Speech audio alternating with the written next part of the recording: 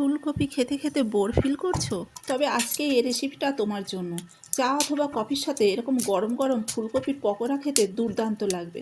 আজকে দেখে নিই কীভাবে ফুলকপির পকোড়াটা বানিয়েছিলাম।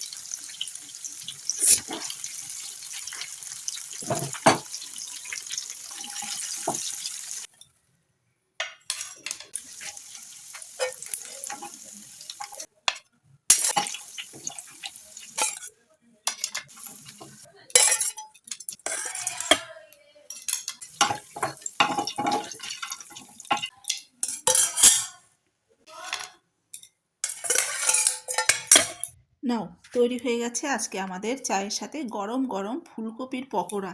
একদম মুচমুচে খাস্তা, খেতে দুর্দান্ত লাগে। একবার হলেও অবশ্যই তোমরা বাড়িতে ট্রাই করো। আমাকে অবশ্যই কমেন্ট করে জানাবে কেমন লাগলো। যারা ফুলকপি খেতে খেতে বোরিং ফিল করছো তারা অবশ্যই এই রেসিপিটা একবার হলেও ট্রাই করবে। টাটা।